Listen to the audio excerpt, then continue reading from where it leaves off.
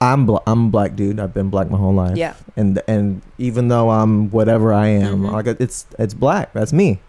And then if there's someone else that's different, that's like, yeah, but you're not that real. And I'm like, you know what? Sure, whatever. Like I'm not gonna fight whatever you say is I'm a bitch too. Sure. You're gonna love my show. I touch on this. Yeah. Okay. Because also like people don't think I'm black. April 29th. Do they think you're not in the you not really, or are they like what? So all of it, all of the above. Really? What do people think you are?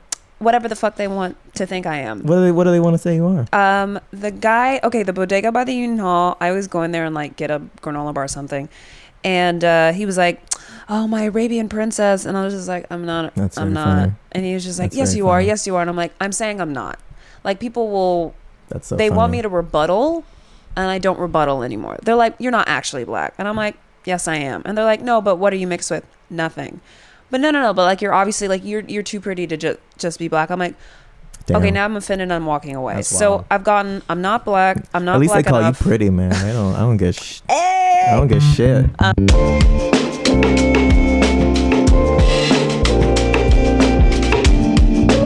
And welcome to Tyler Is Groce Podcast with me. Tyler Groce talks to his very successful friends about life and self-improvement, how you're bettering yourself, what you're struggling with, also that I can get the information that I need to beat them at what they are doing in their life. Today we got to go and we got Sydney Duncan, very funny improviser, sketch person, a character person. I've met her since being in New York and she was a delight to talk to. We talk about a bunch of black shit.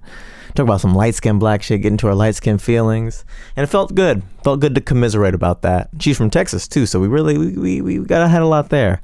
So I think y'all are gonna enjoy it. So thanks for listening to that. Go on my stuff to see the stuff. I got Tyler Is Groce. That's my website. There's a if you go on my link tree, that's on my Instagram at TJ Groce. You can just tell me where to perform. So if you want me to come somewhere in the world, tell me that city, put in your email, tell me where to perform. I'll come perform there. There's that, you know how to find me. It's all underneath in the description on YouTube, on the podcast app. Thanks for listening. Hope you're here and hope you're enjoying the episodes. I'm enjoying making them.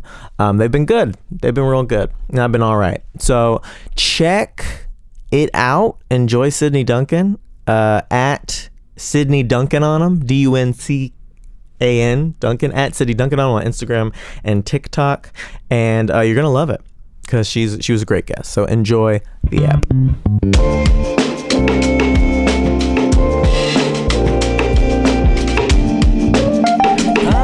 Hey, what's you got up? to do this. I know. Thanks for coming through. How are you? Yeah, not too bad. Love your chains. Oh, thank you. Honestly, it's probably too much. I think someone told me, but it's like a 3-in-1. What do you mean it's two? Is it really? It's not one chain. It's one. No, yeah. it's one. It has a little It's dazzle. one. It's one whole chain. Yeah. I don't know. It was like. I don't even understand it. Okay, cool, so there's this jewelry kind of holy mecca right keep going, 1 second. North of Nomad. And you can get so much jewelry, but it's wholesale, so you have to do cash because they sell it to other jewelry stores. So you can get like stainless steel silver for super cheap, like $2. That is going to be like sold for $30 if you go over there, but you got to do cash. Okay. And it's really cute over there. So if you're an earring head, go over there. I recently got a gold chain. Okay. For my 30th birthday, I was like, I'm gonna get me a chain. I've always wanted a chain. I like a chain. It was too expensive. Oh, you got like a chain. Well, I was on a cruise. Okay. And then we go off the cruise into Mexico. Okay. And then we get drunk. And my friend, she bought something while on the cruise, and she was like, "You should buy it. You should get a chain. You should just get it." And I'm like, "Is it real though? Because I don't fucking know." Yeah. And she's like, "You should just do it." And it's real, and I got it. And I was like $800. Okay, I'm too cheap for this conversation. I was thinking like $30. I turned 30. That was my present to myself. Happy birthday. And I was just, thank you. It was back in February. And I was on a cruise and I was gambling the whole time. And I made like $1,200. So I was like. So net 400? Not even. But because, gambling. Gambling. What you going to do? Wait, what cruise were you on? I think it was a Carnival cruise. Oh my gosh, I did the Carnival cruise when I was 8. When you were 8? Oh, I was like 20 plus years ago. I was like in January? Oh, no, when you were 8. Did you go to Cozumel, Mexico? We did. Oh my God, I think we went on the same cruise. Okay, so it went out either Alabama or Texas, something like that, or Mississippi.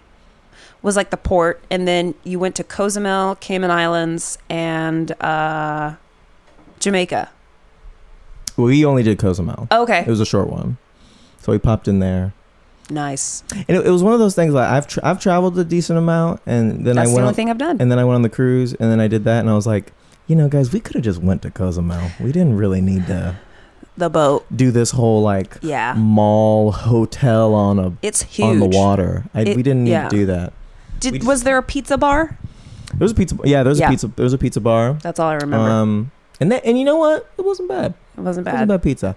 And then they had all of the food. Some of it was actually good. Yeah. All of it was mediocre. I mean, just right down. You can't say it's shitty, but it's also like not exceptional. I don't need to go back for seconds. It's almost like the cafeteria is cooking for 1,200 people and they don't care. They could put in some spices or salt or something. Oh, for Middle America, I don't know. It's too much. I guess that's a good point. But no, all I remember was the pizza bar, Cozumel. Also, have you seen Triangle of Sadness? I think it was up for Best Picture. You know what? I started it. Okay. And I didn't like it. Okay, the beginning is rough. I watched it whenever I got up to where everyone got sick on the boat. Okay, you are at the worst part, and then that's half the movie. It's that's a most very of long the movie. It's so and long. I'm like, what? What are we doing? I don't understand why I'm watching this. You know what? Parasite did something beautifully to where like the first half was still really exciting, even though all the action didn't happen until the second half. Mm-hmm. Same thing with Triangle of Sadness. Like truly, right after that moment, the movie gets exponentially better. But you got to get through like an hour and a half, and it's like, I want to believe you. You know what? Don't believe. This isn't Disney. I want to believe you, but like, I'm like, how? You know how I've come to realize when you start watching a TV show or a movie, like within the first 30 minutes, like it's not gonna like change. Mm-mm. Like this is what it is. This is what it is. But that movie, truly, like about 10 minutes after they all get sick, it's crazy amazing. And then you're like, okay, overall, that was a great movie. Like that's how good the second half is because it makes up for how bad the first part is. Yeah, it's a lot of investment, and honestly, we should deport on watching shit. Like if we don't like something, don't watch the rest. I do. I've started. That's precious. I TV show. I like TV more than movies, and I'll start a movie, and if it's not grabbing me, I'll give it 30, 45. Yeah, I'll give it a lot. I'm like, where's the second act? Yeah. I'm like, where's the start of the second act? And if it's not there, then I think also, I'm out. My brain will already shut off. Like I'll just go to sleep. I'll just wake up like, oh, did we? Okay, we didn't. Yeah. My body was like, I'm too tired for this. I'm not investing. Wow. Because I heard that movie was good, and I'm like, yeah, it's the second half. The first half, you're like, what are we doing? But I did like a lot of metaphors. Who was it, Woody Harrelson? Yeah, I liked him and the captain's character, and they were like capitalism, communism. Yes. I like that. Yes. They had a good little back and forth. Yeah. I remember I used a quote. A quote from the movie. It was like growth is like unrestricted growth is the ideology of cancer, and I was like, ooh, that's pretty good. Nice. That was his criticism of capitalism. Yeah. The whole movie is about like race, like the intersectionality of race, class, sexism, like just a whole bunch of stuff all in one, and it goes into a social experiment on what if we have to start at ground zero again. Like it gets crazy. So then the world ends after the boat? Well, I don't want to ruin it just in case. Sounds like the world ends after the boat. Maybe. All right, I'll go back and watch it. To be continued. If it's actually good after that, I'll go back and watch it. And I remember enough of it that it's like I don't. Yeah, but honestly, like, the first half could be a little shorter. Not gonna lie. Yeah. Anyways, that if you don't know, folks, that movie is set on a cruise. It's set on a cruise. Yeah. It was good. Well, what's up? How have you been? Hey, good. Running around. Yeah, what are you doing? A little too much, but that's okay. Seems like you're keeping busy. Yeah, I'm keeping busy, but I think I'm like been busy for a bit now where I'm like, okay, I don't want to be busy. You want to take a break? Not necessarily a break, but just finding like a better, there is no, what's the word? You can pause and let Sai go by and say bye to Sai. Bye, Sai. Have fun. I would listen to this podcast. I'm dying. Oh, this is good. I'm cutting all that. Are you kidding me? Yeah. All this is getting cut. I want to come off as perfect in every episode. Right. And so I cut around. I'll keep all your mistakes, but my mistakes, they're getting that kicked out. Go. No way. Yeah.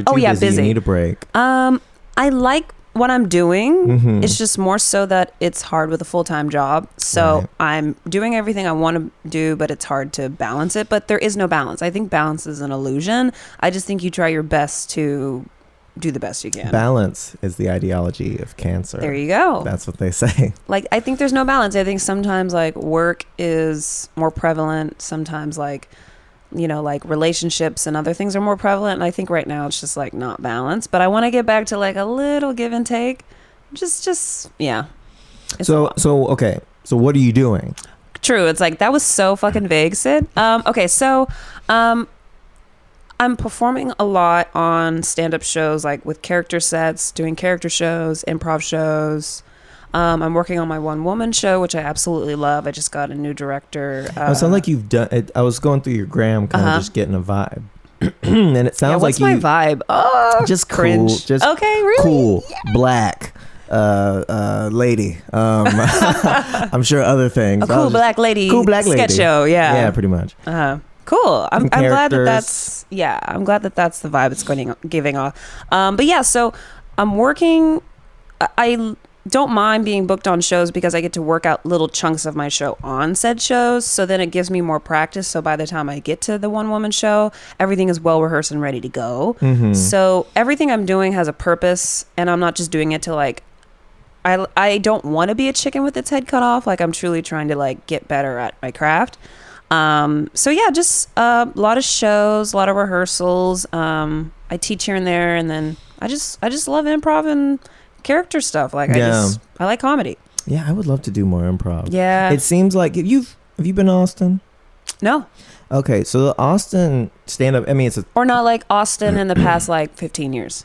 Sure. Yeah. You went right after Cozumel when you were 8, popped over to Austin. Right. And you're like, I'm never going back to either of these places again. I think my mom, she was getting an award at University of Texas at Austin.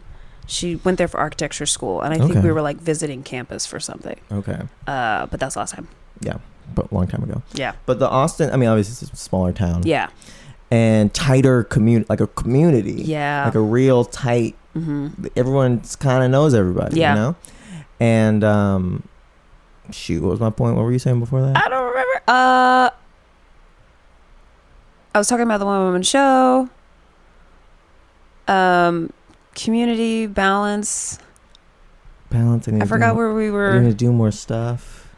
You're like, I need to do less stuff. I'm out of balance. Yeah. Doing the show. No, you had a point. I get to do a show over here and then a one-woman show over here. And improv. Doing more improv. It's a scene. Yeah. There's a community. Yeah. There's lots of different shows. There's lots of different theaters. There's lots of. It seems like there's less of that here. Number one, and it seems like you know because it's so big here that there's a community but it's looser. Yes. And it's like I would love to just hop into a thing here, but it doesn't seem like improv-wise. There's not a lot to hop into unless you have a troupe. Yes. Is that the vibe? Am I getting that vibe correctly? I think the New York improv scene.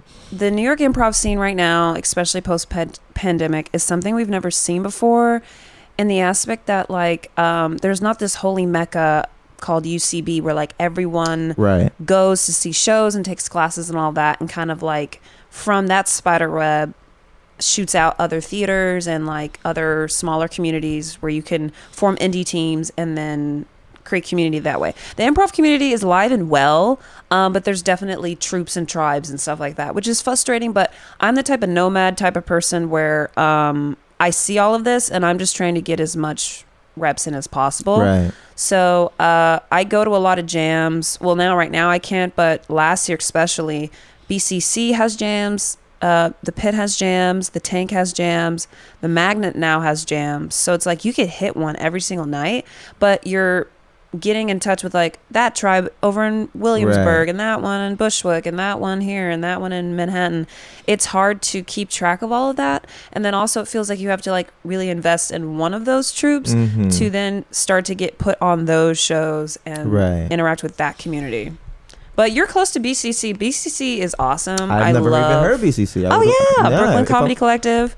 amazing. Okay, I didn't realize that was improv. Oh yeah. So they improv sketch and character is like their school base, and then they have a free jam on Tuesday nights that I always recommend to people because it's a vibe, it's energy. There's a shit ton of people there.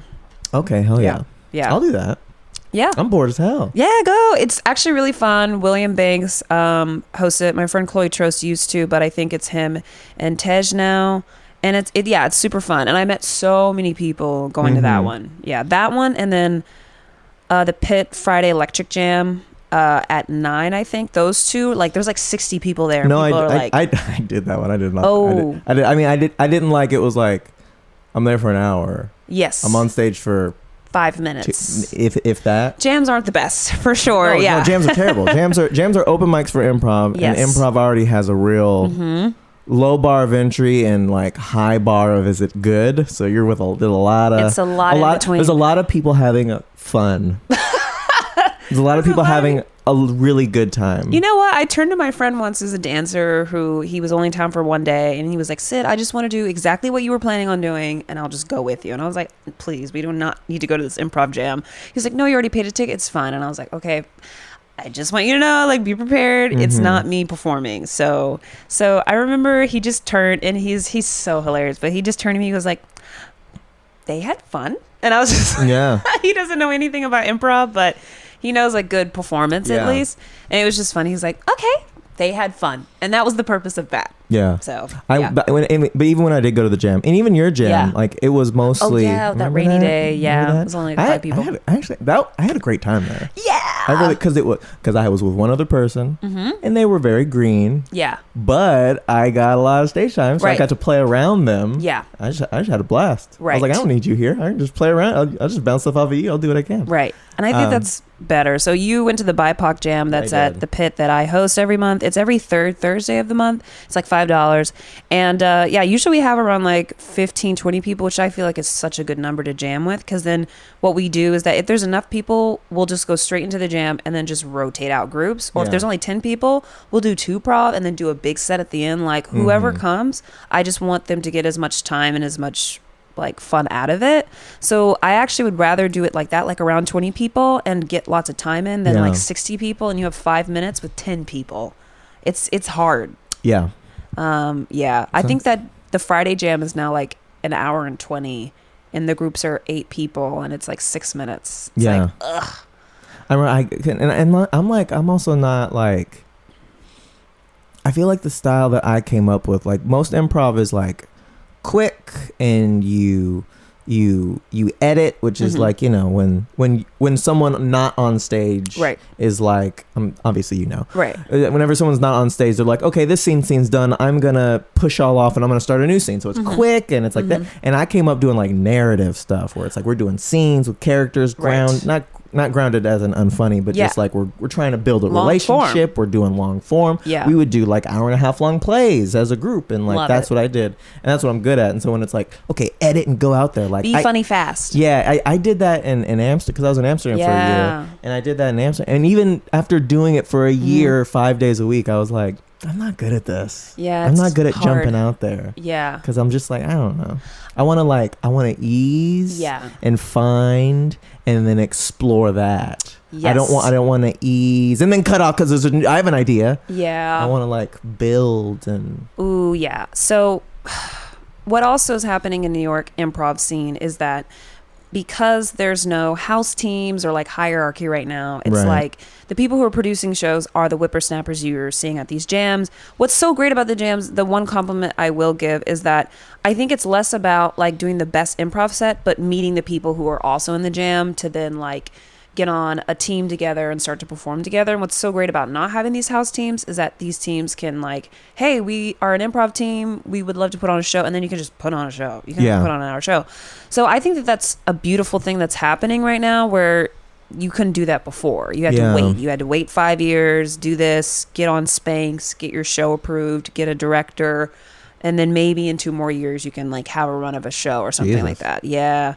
But with that though, it's all short and fast because it almost feels like an audition at that point. Like, okay, here are these 60 people that are in this community. Okay, I want to do long form grounded stuff, but at the same time, I need you to know that I'm funny so that I can start to do improv with you. Right. And then I don't think that good improv comes from that methodology. And I wish we did have the time to, let's be grounded in the scene. Let's just be two humans, hell, on a podcast talking and then finding the fun that way. But it doesn't seem like there are lots of places wanting to invest in the scene being longer right now in the scene today. But I think it's coming. I think there are just a lot of new whippersnappers that are starting to take classes and like will get there. But right now, I think the people who are coming from long form are just so antsy, me included. Like, I'm just kind of like, I want, like, even once I got through like the whole jam phase of like, okay, I'm new and look at me. Once I got through that phase, I just was like, okay, now I want to do really grounded work. I want to do long form. I want to like really be invested. Oh, but I'm still playing with people that like want to be short and fast, which is fine. Okay, so now I need to switch modes and do more of that if I want to like mesh with these improvisers that are in the scene, but it's hard. It's I wonder if because comedy as a whole, stand-up is like that a little bit. I wonder if other industries outside of entertainment are like this, where it's like the thing that produces the best version of it, the conditions that produce the best version of a thing are often not the conditions that you start off in. Like, you know, the best way to get good at stand-up is to have a hot crowd and to have like, you know, kind of as much time as you need to figure it out and do that over and over again. But you start off with zero crowd. No one cares about you. No one's listening. And then you have 2 minutes and go. And it kind of makes sense, but it's like, and it's the same with, like, I wonder if it's like, you know, if you want to be a lawyer, it's like, you know, the best way to be a lawyer is to just fucking relax, Get man. your, what is it, defense statement in 1 minute. I feel like everything is a direct correlation. It's like, do heart surgery fast right now. Yeah. And the patient's already dead. It's like, this doesn't seem useful at all. Right. It's like, well, man, this is the game. Time is money. This is the game. I also think it's a direct correlation of our attention spans. Like, it's like, all right, this sketch is 4 pages, but can you get it down to 2? Can you get it down to a paragraph? Can you get it down to a sentence? What was wrong with it being a paragraph? What's wrong with this character being 4 minutes versus 1? Yeah. But I get it. Time is money, and how much can you fit in a tight 5 is like, ugh. And, you know, when you're starting off, you're bad. So people don't want to see 7 minutes. I get it. It's a fucking bitch. So what's your one woman show about? It's called Angry Black. Angry, Crazy, and Black. ACAP. ACAP. Yeah. ACAP. Okay. I got that title because. Are you? I am. You're angry, crazy, and black? I am so angry. I'm always I remember angry. whenever we were at that bar and we were talking with Leah, who's been on the podcast. You should listen to her episode. Yeah. It was a good one. We were all talking about, we were talking about black shit. Okay. The 3 of us. Oh, Jungle Bar. I don't even know. It was that fancy. It was that kind of bougie style. I was like, ooh, look at us. Look at us. Oh, after Steve Martin's. Yeah. And you were getting it, and you were like, oh no, no, it wasn't like that. You weren't like. That's what happens when I drink. You weren't. It wasn't like some Farrakhan shit, but it was just like Farrakhan Jr. Yeah, well, it wasn't that. It was just like, it is a challenge. It is these white people.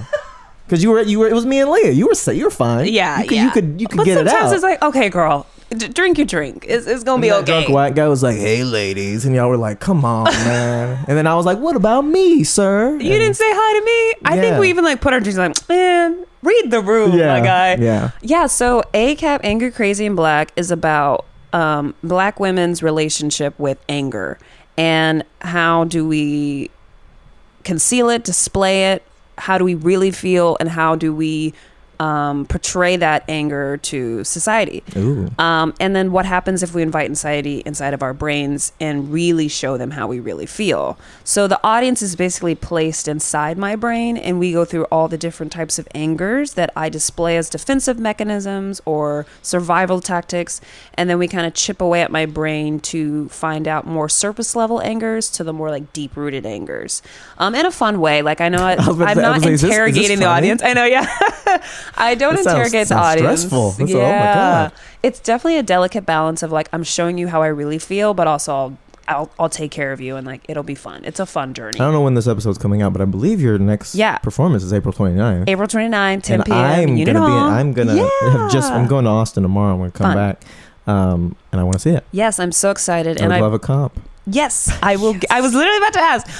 And I have a new director, Jessica Henderson, who opened for me the last show, and she was like, "Oh my gosh, I have so many ideas. I really want to help you like make it more concise and clear and like put it more together." And I was like, "Yes, please help me." So we've been working on that. Yeah. But the name ACAP, I think it's a protest to be yourself. So like ACAP, even in the name itself, is a protest. Because a lot of my comedy is political commentary or like society commentary. So every character is displaying how I feel in a different mechanism and talking about something that's going on that's making me angry. Right. Yeah. So it's in society. Yeah, or in relationships or how we interact. I don't know. It's all of it. It's all of it. Yeah. Interesting. And are you in this? Because I know you do a lot of character stuff. Yes. What do you mostly do? Are you mostly you on stage or are you mostly characters? Who is the real Sid? Who is me? Dang. I do wear a lot of wigs in the show. But it's mostly... Well, that's just fun. Right.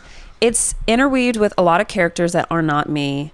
Impressions that are obviously not me. You play any white dudes? No white dudes. There's no... what's up, Sid? Yeah, there's hey, ladies. Yeah. No? Oh my God, no. It's truly like in my brain they don't exist, so we're only seeing me and different entities. And then but I'm talking to the audience the entire time. So in between the characters and impressions, like I'm chit-chatting with the audience, like I'm getting them involved. There's a game show, like it's fun. Hell yeah. Yeah. Okay. Yeah. So you're you and your different characters in it. You said something that was interesting. Like okay, so I'm and it's black. Yeah, it's a black show. You're a black person. Blackity black. And blackity black. And I was and I'm scrolling through your thing, and I'm seeing like a lot of black stuff. And I was coming up in Austin, and there's moments. I'm in a moment right now where I'm like trying to distill my black experience into jokes to make it funny to people. And people just don't want to hear about it. Yeah. And that's how it was in Texas. And I was like, you know what? I feel like if I move to New York, people will understand. I'm not finding. Yeah. I'm like, oh, this is like the same. It's hard. Because I guess it's still a lot of white people in comedy. Is that your experience at all? Am I just bad at comedy? It's my experience. No, not at all. The up and coming comedy scenes that I know and am a part of do not have a lot of black people in them, and it's a problem, and I want to actively change it for myself because I want ACAP to be performed one day in front of a crowd of all black people. Sure. And the communities that I'm a part of right now, it's a lot of white people. So I am thinking about that when I'm writing certain things, when I'm doing certain things. There are times where I'm not cradling the audience in any way, coddling the audience, but it's more so that like I am cognizant that your audience right now is looking at the perspective this way versus like, oh yeah, I see myself on stage. Right. Versus seeing someone that isn't me, but I'm going to be like supportive of. Even when I interact with black people, it's never a room of black people. And I know that they're out there, and I want to take the time. So there's one that comes up afterwards and they're like, you know, I liked it. Yes. I love that. I see you, girl. Yes. I see it. At every improv show, like every other one, when I had like a weekly show, there was always like one black person that was funny for me. Yeah. Or I would hear their giggle, and one time I even was like, I see you, girl. That was for you. That's for the one person in the audience. But I would like to one, interact with more black comedians, have them come to the BIPOC Jam if they want. But also when it comes to stand-up, I don't know a lot of stand-ups because I'm in character and improv, which is inherently white, but I would like to know more black comics. But I do my Juneteenth show that will be coming back June 19th, obviously on Juneteenth, 9:30 at Caveat, and it'll be all black improv celebration. So that's coming, and like teams will be announced and all that kind of stuff. Yeah. But have not...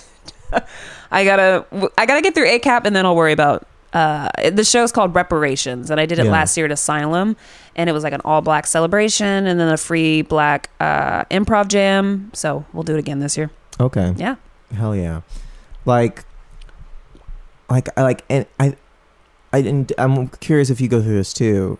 because again, I haven't seen your show. I've seen you perform. You did that Kamala thing at Steve that Kamala thing. Ugh.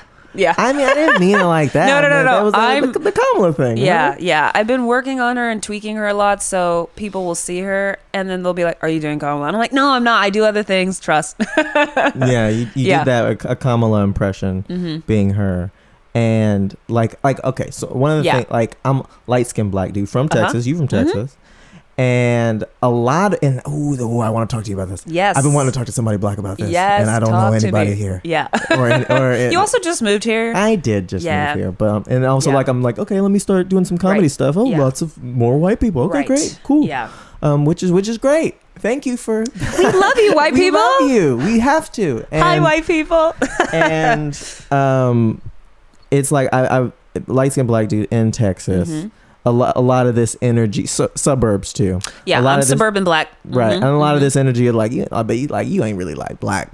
Yeah, you an Oreo or whatever. Or whatever, right? And I want to talk about, right now, I'm in this phase of like trying to talk about this, like, ways that we compare, black people compare ourselves, who's blacker. And it's interesting because like the more like as we get older, like in rap, like there's people in our generation in rap who are like talking about that just a little bit now. Like Kendrick Lamar, he's like arguing about who's blacker, and then there's like, that's how he sounds. That's just how he sounds. Please arguing about who's blacker. Do a full impression one of these days. Yeah, great.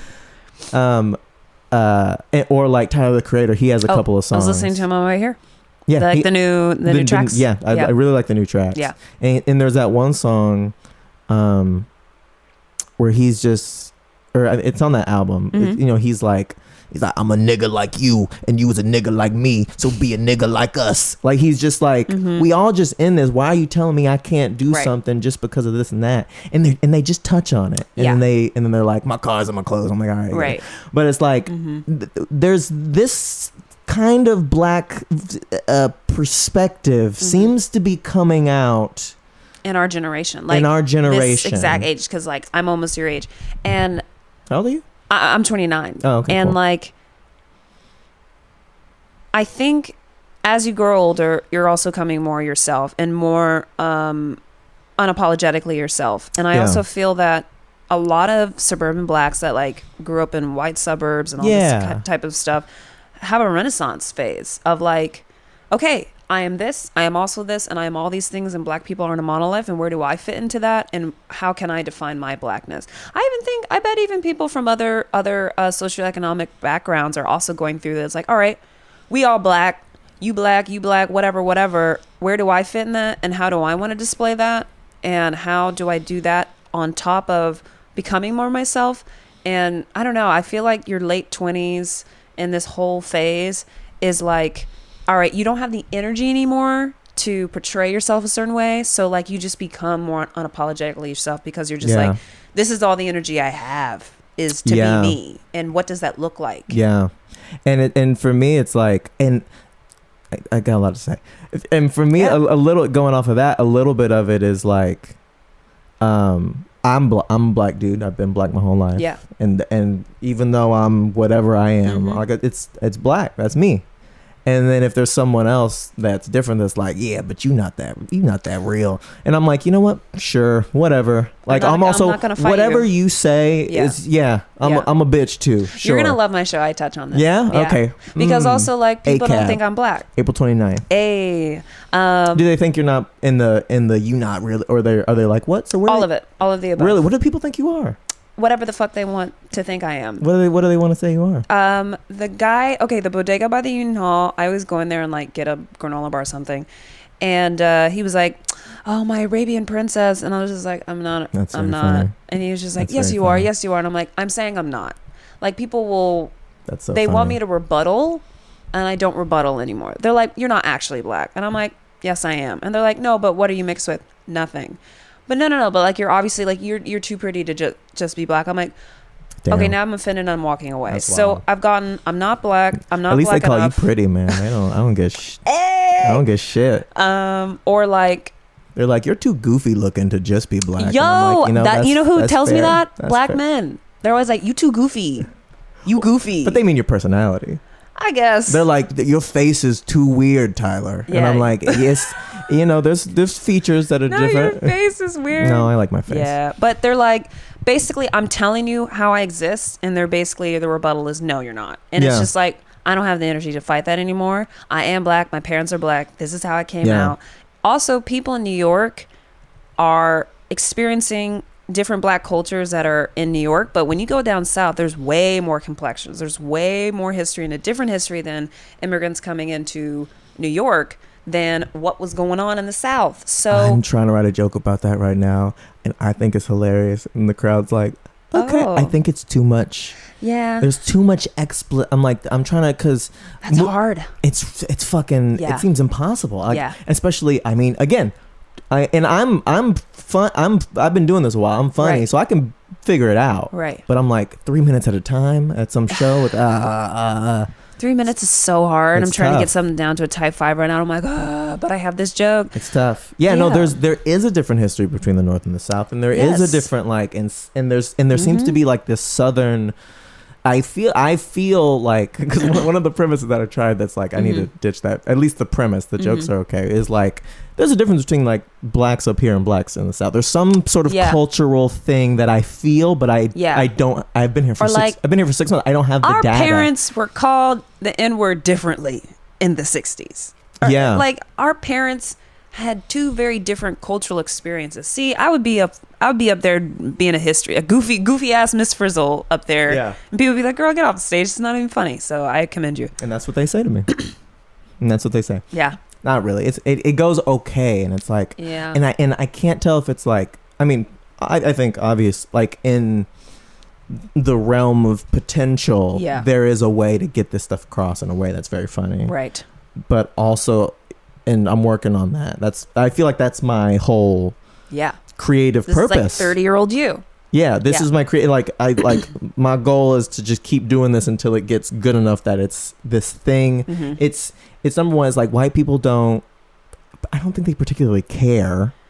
Yeah. They're like, oh, curious, but they don't have a connection to it. I'm with you, but I don't know what you're talking about. Yeah. Or it's so, these ideas are so foreign or even unspoken in white and black communities that, or even black people up here versus down south. Yeah. Like, no one, I've never seen any conversation about like cultural differences between different black communities around the country, even though we're all like, hey, it's black culture, but like there's also a lot of other variations going on in there. It's never really talked about openly. So I'm basically like, it's this teaching and then trying to make jokes out of that. Right. Based off things that you don't really have anything about and aren't like viscerally connected to. I have to make no education, no history of the issue. And it's like, I have to try to make it viscerally you able to connect with it. And usually I try to use celebrities to do that. Yeah. That's so hard, because also it's like, the bad truth of all of this is that like the differences of color in the South, let's be real for a second. Like the history that people... Let's take off the fake. Let's put on the real. Let's put on the real. Okay, the reason why there are different color... Well, also it's like, let's talk about who was a house Negro versus in the field. So it's like, you already, even if you got at the boat at the same time, you experience more sunlight differently than others. And then your survival of surviving slavery was your proximity to whiteness. So you have a lot of people in the South that are remnants of that. You're remnants of rape from your slave owner. You are usually the house slaves were usually illegitimate children of the slave masters, and so they're like, well, they're basically my son. I'm not gonna let's slow down, but come on the house, you can serve me tea. Exactly. Because of your proximity to whiteness, you can now have a higher standard of living that will also allow you to live. When you're in the fields for 16 hours a day, you had a better chance of dying. So it's like, there's that going on. And then that colorism and that culture is in our veins. And then that colorism still goes on generation to generation. So still your proximity to whiteness, how your children look, how they interact in the South can have them culturally, financially, societally like doing better, and that sucks. And we're trying to whip away all of that and then just see black people's black people, but there's so much context and nuance to all of that. So then when you're 6-7 generations removed, I didn't decide to come out the womb looking this way. Yeah. And then you're saying that I'm not black. You're saying that I'm not this. You're saying that I'm not that. When I'm thinking about the fact that my ancestor was raped. So, well, his mother was. But it's like, there's so much story to the color of my skin that people don't know. So then it's not offensive to me anymore because I've let it go. But I don't think people are realizing that there's so much more context than you just being like, you light skin. It's like there's so much more to that. But also I'm being so light skinned right now, being offended by it. Being overly emotional. Yeah. But you know what? Yeah, I'm a light skinned person. That's what we do.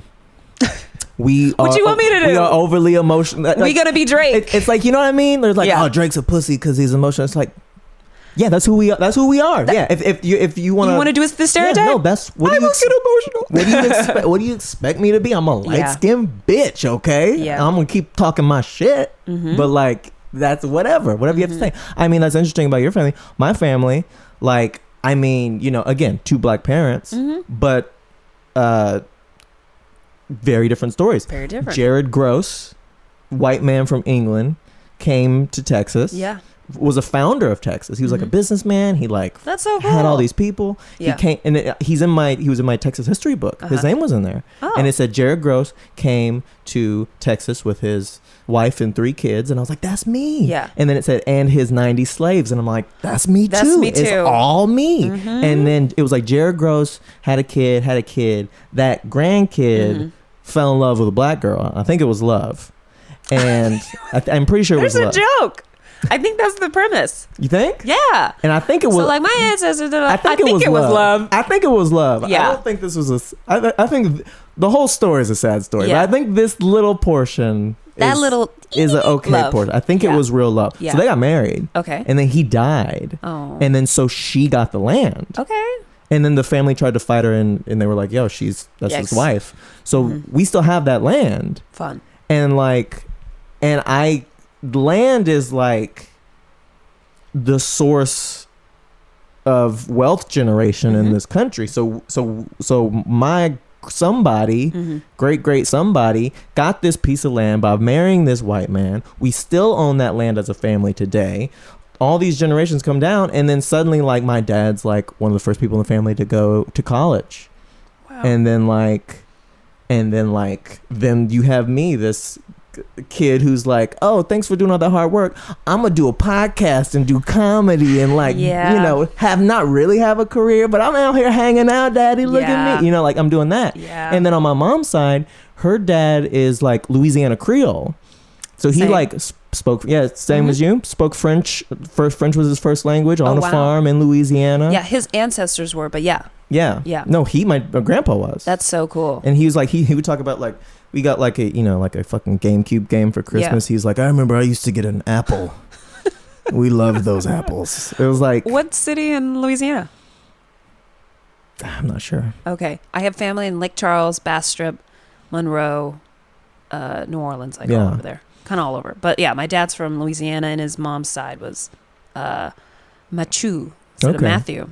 Oh, really? Interesting. Yeah. And so so I have these like, both my parents are black, but that Creole stuff is my mom's very light skinned. Yeah. My dad, he's not super dark skinned because his mom's very light. And it's like, it's just, you're not really black. It's like, there's so much more history to that. It's so much more complicated than just you not really black. And it's, because also it's like, what do you want me to do? Do you want me to go back inside the womb and like reverse 500 years? Like, I'm here existing and you're commenting on it like I can do something about it to make you feel better, or like you don't understand it so you're commenting on it. I don't know. It's just like, how about just say nothing?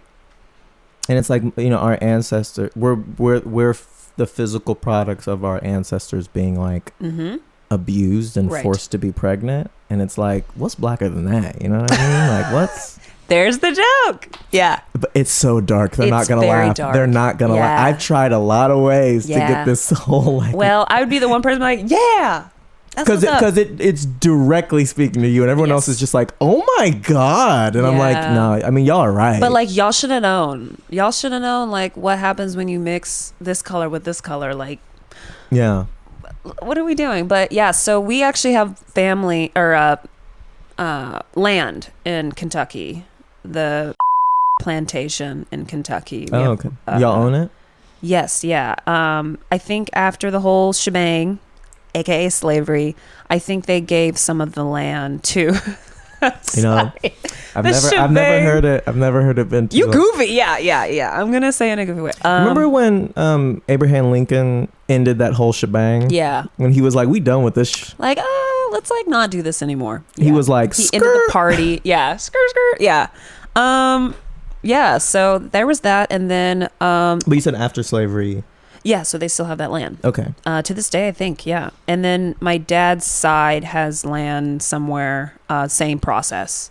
And then also, what's also in me, it's like you got the Creole, you got Louisiana, you got that thing happening, that shebang happening. And then also some of my ancestors, when they escaped slavery, they married Native Americans and settled in Kansas, where my mom is from. So there's a lot of history with all of it. So it's always... like when you have like this like surface level comment, it's just like, oh, okay, well. Now, let's talk about the Trail of Tears. Now, are you sure about that? Yeah. We have documents, we have photos, we have paintings. Because my dad, our whole lives, were like, my somebody, my grandmother, my great grandmother, 100% Native American. 100%. He's believed that his whole life. Yeah. 100% Native American. We all get 23andMe tests. There's not an ounce of Native American in us. Like we have beautiful photos Native American. Of like the tribes and he's taking like, photos. Somebody told me that. Yeah. I think I told an old roommate once, she's like, we all were. And I just was like, okay, never mind. But yeah, no, my grandparents did a beautiful job of documenting as much as they could. Yeah. And have some artifacts and photos, and it's really, really cool. I wish I could do more. I wish I could do the 23andMe. I wish I could you can trace back more time. But the balance. I'll get there one day. Sure. My brother, I think he's trying to do, or he did, or for his birthday or something, he wants to get like a special. Oh. It's a different company, but it's like 23andMe, but like, where are you from in Africa? Oh. So he wants to do that. And I think he's going to do that. And then we're going to figure out whatever country we're most percentage from, and then he's like, hopefully the whole family, but he's like, at least me and you, we're going there. Oh, that's so cool. Because he's a big traveler, so he's been in like 40-50 countries or something like that. I've only been to Cozumel, Cayman Islands, and Jamaica. Yeah, so he's been all over. So he's like, we gonna go. Like we went to Egypt in that's so cool 2021. Yeah, and he's like, oh, we're gonna go wherever it is. We think it's like Senegal, but he's just guessing. I mean, the West Coast is a great bet. Yeah. That was the other thing that sometimes when I'm interacting with someone who's really drunk and just is at it with this whole discussion, there's something I always say where it's like, oh, but where are you really from? But where are you really from? Where are you really from? And one time I literally was like, that's the whole thing. Middle passage, we don't know. And I just walked away. Like, it's like, I actually don't have your answer because of history. Like, historically speaking, I only know up to Kentucky and Mississippi. Yeah. That's it. And what's funny is I'm fine explaining that to you. Yeah. If it comes up. Right. But like, if you want to go there, I'll go there. You don't get all weird with me. Yeah. Well, I'm like, well, all of our history was lost because white people came to Africa and took ripped us out, and then changed our name. Purposefully made us forget our culture, and so we don't really know. Yeah. And it's like, but like, where are you from? And it's like, okay, well, I mean, I don't know what to tell you. Or it's like, oh, I didn't know. What's really interesting is like my brother, he's been in Europe for like 8 years. So he's been living out in Spain, and he talks about how like the concept of race over there. Like I like to joke with him. I'm like, you've transcended your blackness. You're now a man of the world because you've been all over. Okay. And I mean, I'm joking, but yeah. And he, it's just like, his experiences with race in other countries is just like, you know, like Spanish people, pretty racist people, but it's not out of hate, it's out of ignorance. They just don't know they shouldn't say that or do that. And so he's like, they'll say some racist shit to him and he'll just be like, yeah, not, you know, like, oh, so like, where are you from? It's like, well, you know, our stuff was lost in history. And they're like, oh, okay. And it's like, well, your nose is very European, but your skin, and it's just like, he's like, yeah, no, it's just slavery was a bitch. And, you know, like, that's a good joke. Yeah. I mean, listen, I'm going to watch this back. Yeah. I'm going to just take it all. I'm going to start jotting. Yeah. It's like, oh, your face looks weird. It's like, yep, slavery was a bitch. Slavery was a bitch. I don't know what to tell you. That's a good punchline. Yeah. But yeah, it's complicated. Yeah, and it's a lot of ignorance, and I'm seeing that even in the comedy community. Like, sometimes I see a comic. I was like in way far out Brooklyn at a bar show, stand-ups, and they were just, the jokes were just like really transphobic, really homophobic, just kind of like, I'm the type of stand-up where I'm just going to be offensive for the sake of being offensive. And I just was like, whew, this audience is going to hate my shit. I'm like, okay, do I take the Kamala wig off? No, or just go. But they all were belly laughing at some really, really offensive stuff that had no nuance, wasn't... Yeah. Like, sometimes you can go into the offensive territory and do it so... It's such an elegant dance. Like, when people do it well, I'm like, wow, like, you just talked about Kanye West and I didn't want to leave. Wow. Yeah, they... I'm like, I'm looking at the audience and they're having the time of their lives with some of these really transphobic jokes. And I'm just like, we're dealing with people who aren't as educated, but they are still wanting to enjoy comedy. So there's a comic for everybody, but also it sucks because they're ignorant. They're ignorant to what it is they're laughing to because they're not educated. Because God forbid this country educate people to understand people that are different than themselves. Yeah. Even in other countries, we're just dealing with people who don't know. You know, if it's a good offensive joke, I'll go for it. But if it's just some real, I would probably be most offended at like, yo, dog, that's just a joke about us. That's fucking played.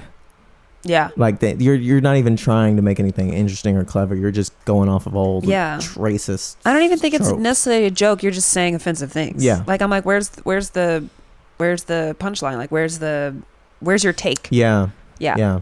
And there's a history of just shock, offensive humor. People that were really successful, but they don't really culturally last. Yeah. Which is like, whatever. There's always going to be some assholes who just want to say the wrong thing. And it's all, and I'm not even mad at them.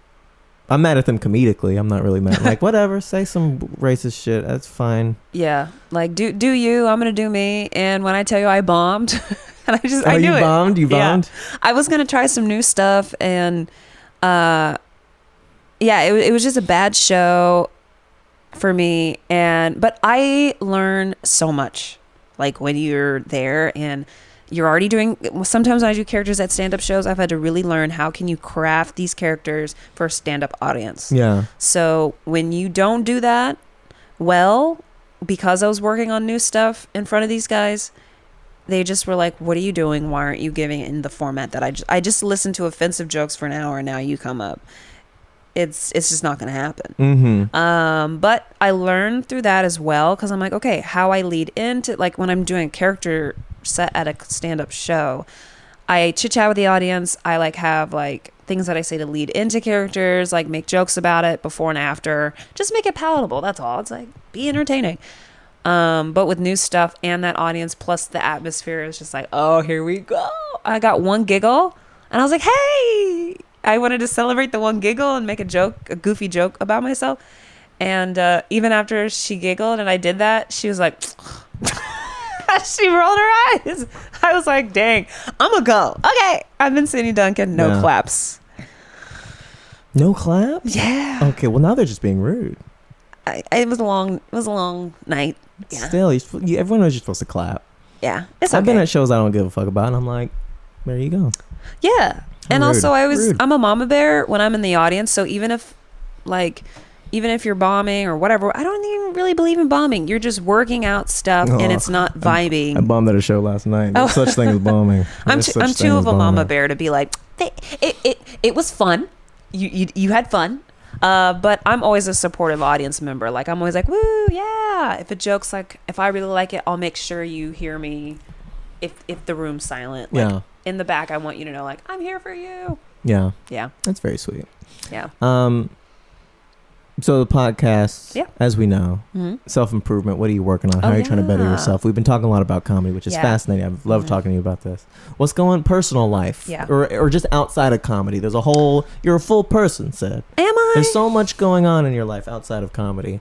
What's something that you're like working on or trying to improve or get better? Or what's something that you have worked on that you're... Yeah. Whenever I texted you the ideas of the podcast, what did that make you think of anything? Yeah. I'm thinking about the laundry that's clean that's sitting on my floor right now. I work on it. I need to have more balance so that I can do things in my life outside of comedy. Right now it's like 24/7.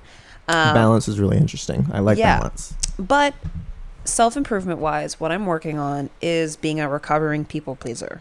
Ooh, interesting. Yeah. What does that mean?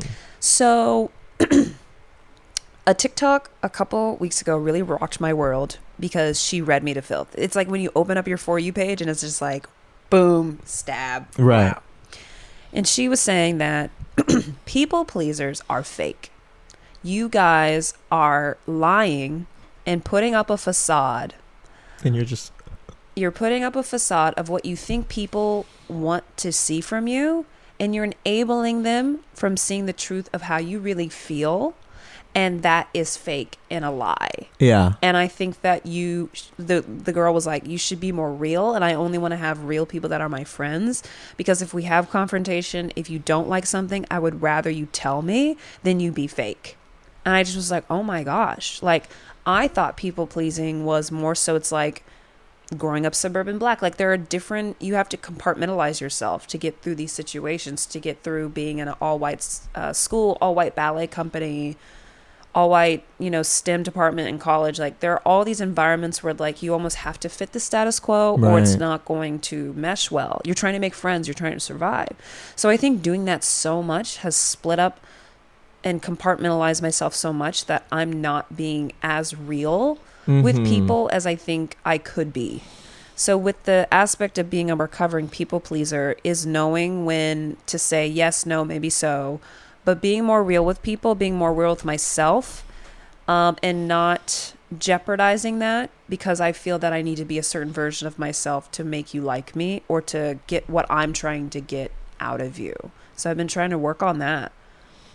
Yeah, it's hard. Interesting. So what does people-pleasing Sid look like? Yeah. What are you doing? Yeah, I think people-pleasing Sid is running around town saying yes to... I also want to do this. This isn't a part of the equation, but saying yes to everyone.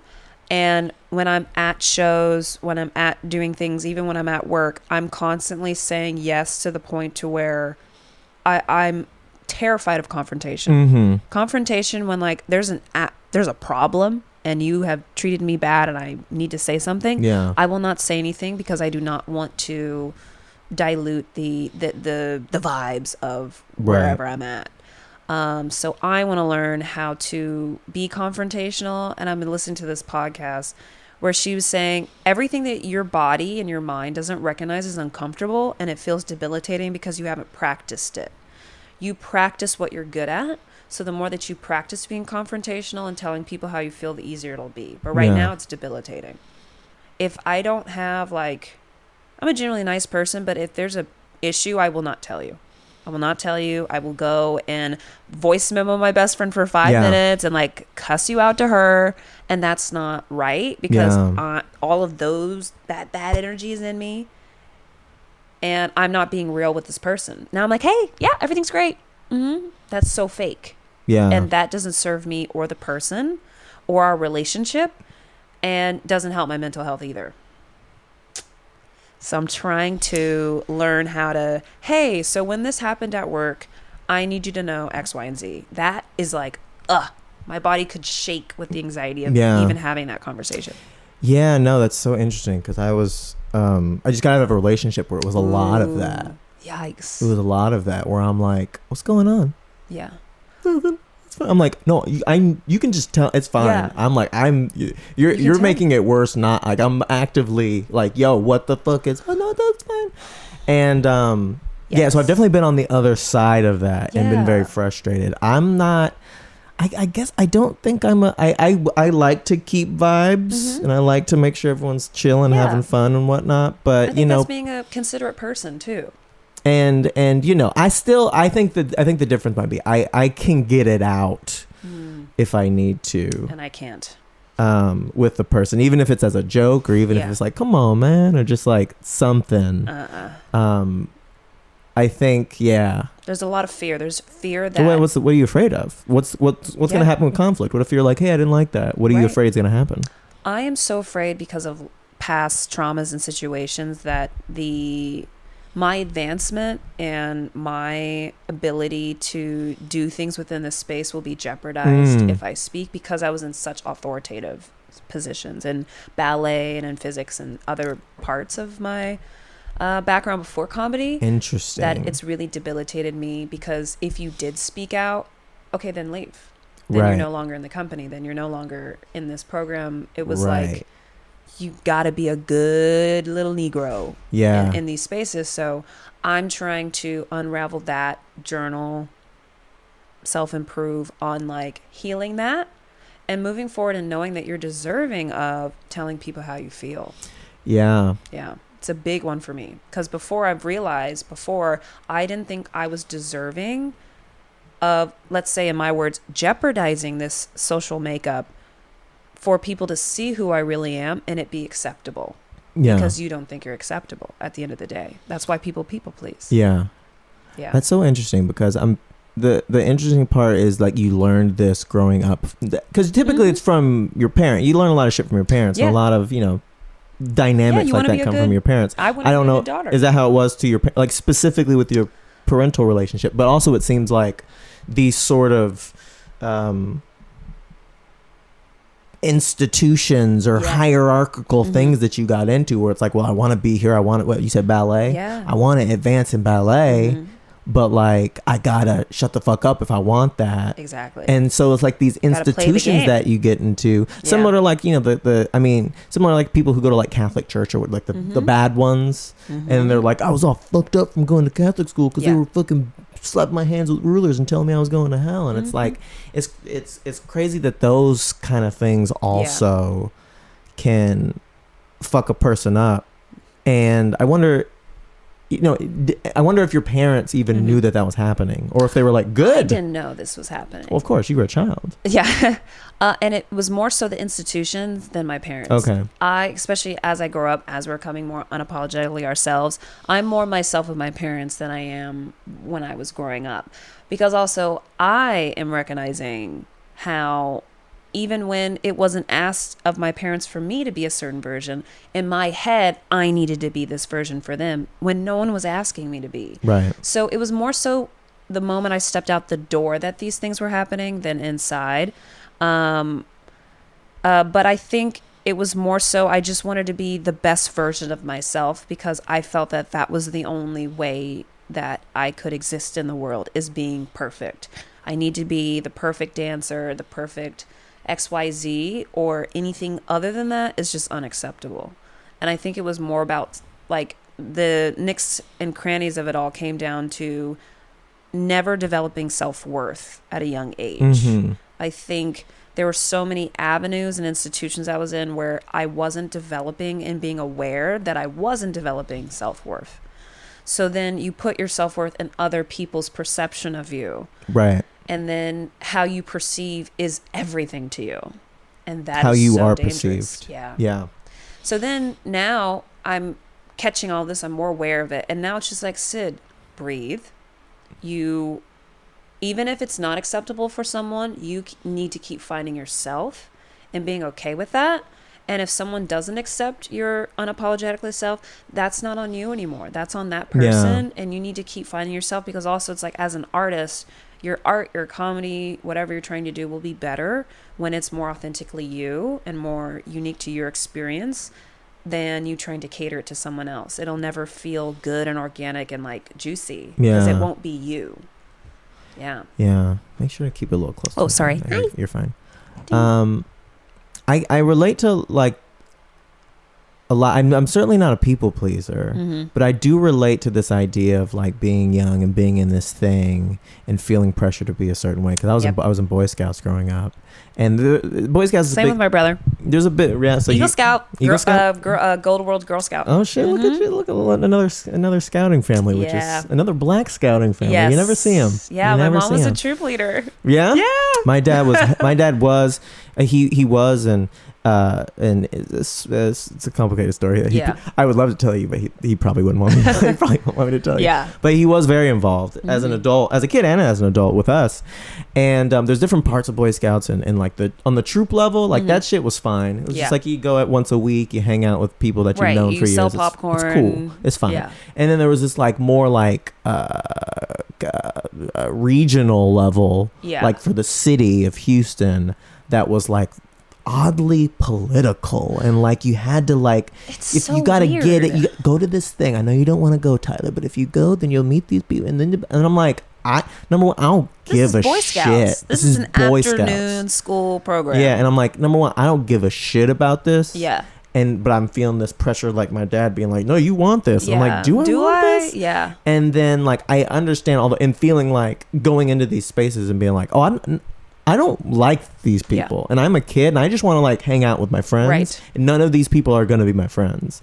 And like you can tell at a young age, like these guys do not fuck with me. And I don't fuck with them. I didn't like them. Yeah. I thought it was very. I mean, if you're trying to advance to the top of Boy Scouts, you're a fucking nerd. Like you're a loser.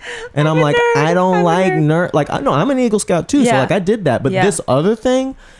Just the like weirdest, beyond Eagle Scout, there are people trying to it's like there's like an organization in Boy Scouts called like the Order of the Arrow. Oh, and that's like it's just it's this weird like once you can get into it, and if you're just a member, you can like go to. I think my brother has the Order of the Arrow. Yeah, I'm sure he is. But I think it was like he had to do a whole bunch of stuff, and it was like extra. Yeah, it was like extra. And a lot of it's just like fun stuff or like service projects, helping people out. Yeah, but I did his service project. Yeah. But I planted flowers somewhere. Yeah. But if you want like leadership positions then, or if you want like these extra little awards and bells and whistles. I don't care. It was like you had to do all this. Yeah. And you're a fucking loser if you're trying to do all that.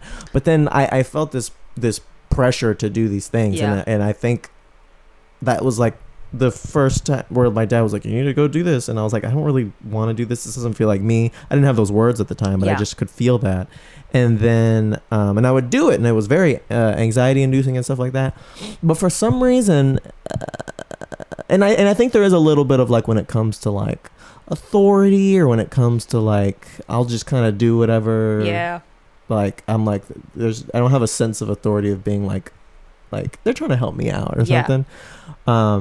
It's always like but there was still a part of me that like, even though I was doing all this shit that I didn't like, there was still a big part of me that was like, nah, but fuck y'all though. This is I like me, and this is weird, and I'm uncomfortable, but like I'll do it, but I still know I don't want to do this. I'm like, I don't like this. Yeah. And I don't like y'all. Mm-hmm. And I would tell my parents, I'm like, I don't like these people. And they're like, you're not going to like everybody you meet in life, Tyler. And I'm like, okay, but do I have to keep doing this? Yeah. And so I never, that self-worth thing, like I don't know where it came from, but I still have this sense of like, I don't like this. And I commend you, because at least at that age, you knew that you were like, I don't like this. I don't like this energy. I don't like these people. I'm here, but I don't want to do this. I wish I had more of even that sense of perspective. I think at that age, I was just like, I know I need to do this. And the answer is yes, and I will. Do you think you liked, what did you say, ballet and physics? What did you say? Yes. Yeah. Oh, I've lived many different lives. That's the thing that I will commend my parents for, is that they didn't force me to do anything. I genuinely loved ballet with every ounce of my being. And so I think that's why another thing that I put up with so much is because it was like, you have to play the game if you want to be on stage. So do what you got to do, get through all these people so that you can have that feeling on stage again. So I loved ballet. I loved everything about it. And they were supportive of that. They were like, yeah, if you want to do this, we're with you. Yeah. Because my dad, like one time, like, well, one of billions of times, someone said something racist and bad, and it was really, really bad. I was like crying. basically said I just needed to stop doing everything and just go do what the black people do. Like someone said, that's very funny. They said just go to Ailey and do the black person thing. Like stop trying to go to Ailey, Alvin Ailey, American Dance Theater, which is a beautiful modern dance company. And they're like, just go do the black thing. That's what someone told you that was mean. Yeah. Okay. I thought that was your dad being like, you should just do the black thing, sweetie. Yeah. Honestly, he's like, that sounds great. They sound fun. But after you said that, I was crying because basically that person said, like, I had a whole hour meeting with that person and they just ripped my dreams apart. And I came home and I was crying. And he was like, fuck them. Fuck these people. Because, like, from my dad's perspective, I'm paying you with my hard-earned money to go and have fun after school. And to him, like, dance is fun. He was like, no, you're going to go do STEM because that's what real people do. Real people get STEM degrees. Yeah. And that's what you're going to do. He's an engineer. Love him to death. And so he's seeing this as tutu time. Like, this is dumb. This is dumb after school, but I'm supportive of it because it makes you happy. But when someone says all of this and I'm paying you to say this to my daughter, fuck these people. Yeah, like, my dad would be in the car. He was like, fuck him, Sid. Like, let's go somewhere else. And I was like, okay, Dad. And we went to another dance studio. So, like, my parents, like, especially my dad is himself. Mm-hmm. And I love it. Yeah. And they don't understand what I'm doing now or any of my decisions, but they're supportive. Yeah. So I love them to death. Parents. Yeah. They're like, look at him go do whatever. Something. They'll be on the phone. They'll be like, yeah, she in New York doing something. They've seen me do stand up, so they understand, like, okay, he's telling jokes on stage. Yeah. Yeah. Like, my dad's like, she'll go to grad school. And I'm like, okay. Yeah. I don't want to. They don't have any illusions about me. Yeah. Going back to school or anything. Now my parents are we're so happy that she's happy. Because there's a very dark phase where I wasn't. Mm-hmm. So they're just very happy that, like, I'm driven and I'll do whatever I want to do, and they know that. And I've always been that way. So they're at the point now where, like, we're supportive of you. We don't know what the hell you're doing. We don't know all these, like, 3-letter acronyms you're auditioning for, whatever. They're just like, you're happy? Cool. Yeah. We're supportive. And they've come to my shows and, they don't get it, but they're like, she's having fun. Yeah. Look at her. Kamala? Oh, that's pretty good. That's a good Kamala. Yeah. Look at my baby go. Oh, they could care less about her. My mom's favorite character is my Tracy Ellis Ross. Oh, you do her? Yeah, I do Tracy Ellis Ross. What's her big eyes, yells everything. And she has, like, a certain, like, nasal aspect. She got that laugh. Dre. I love Blackish. Like, she went on Seth Meyers and screamed everything. She was like, I'm just so happy. Yeah. Tracy. Yeah, that's her favorite character. You must love her. Oh, she's just fun. But people say I look like her. So I started doing the impression because people on TikTok kept saying, like, you look like so-and-so. You look like I'm so-and-so. And then I would, like, comment, like, do the comment and do the video of their comment. So I started doing impressions because people were like, oh, do this next, do that next. And I was like, okay. Like, I was on TikTok fucking around and realized I was like, oh, like, this impression stuff is fun, and then started, like, developing it. Yeah. And then my dad's favorite is when I impersonate my mom. Oh yeah. Yeah, he's like, does that kill? Do your mom? Yeah. It's like this whole bit where she's at work and she's on the phone. She's like, she's so animated. Yeah. She's so, it's hilarious. That's what's up. That's his favorite. So you doing the character stuff. Yeah. Did you ever do straight stand-up as you?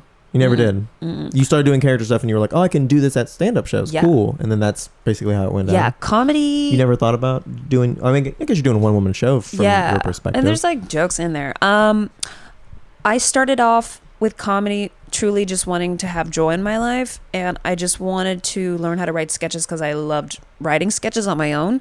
So I just started taking classes doing that, and then someone was like, you should take improv classes, it'll help your sketch. So for the first year and a half, that's all I was doing was taking writing classes and a couple improv here and there. And then at the end of 2021, I was asked to do a character set, and I had no idea what I was doing. So then I, like, did a character set, and people were like, oh yeah, okay, you did it, but now you got a shit ton of work to do. And I was like, oh fuck. So then the entirety of 2022 was just me trying to figure all that out. So I liked doing characters because I had a lot of videos on TikTok of all that character work. So I started reworking my videos into like a character form that you could do live. And now we're here. Yeah. I don't know. I'm very new. I'm figuring out a lot, and I feel like I have to do it at an accelerated pace. And I think that's also what's motivating me to like, okay, I got to go figure it out because I'm looking at these videos and they're not good, and I want to get better. Yeah. Yeah. I had a time where I was doing sketches on Instagram, and I was proud of them. I really I love my little TikTok. Yeah. I really liked them. There were too much work. Yes. They were too much effort. It was a pandemic. I had all day. Yeah. And I did it every day. Yeah. I mean, I was doing it like 4 or 5 times a week. Yeah. Every other day was my thing. And I did the 100 characters in 100 day challenge. Okay. Well, yeah. Jesus Christ. That sounds fucking exhausting. and some of my sketches were really good. But like just the way I write is like, even if there was like a character, the character would be within a concept. Yeah. So like, and then once that concept was done, I'm like, well, I don't need this character. It's like I don't give a shit about the character. I care about what this character is trying to convey. Yeah, about the whole thing. I mean, like I did one that was really good. It was a kid getting bullied at school, and the teacher's like, "What's wrong?" And he's like, "The kids were bullying me. Why? Because my parents were at January 6th." And it's like, oh shit. Well, I can't believe they're lying. Yeah. They weren't lying. They were there. Well, at least you weren't there. I was there. I wanted to go. Like all that thing. Yeah. And I'm like, I don't know. You could do that bit in stand-up. You think? You could just say, or I've seen it before where people are like, so yeah, like what if you have this kid who's like blah blah blah. I don't know. I would. I'm not gonna give a stand up. I hate the idea advice. No. I think it could work. Yeah. But like the idea of it feels so artificial to be like, all right, so like what if? All right, imagine this. Yeah. That feels very. I would have to like. Yes, that's so be like hard. I was a teacher years ago.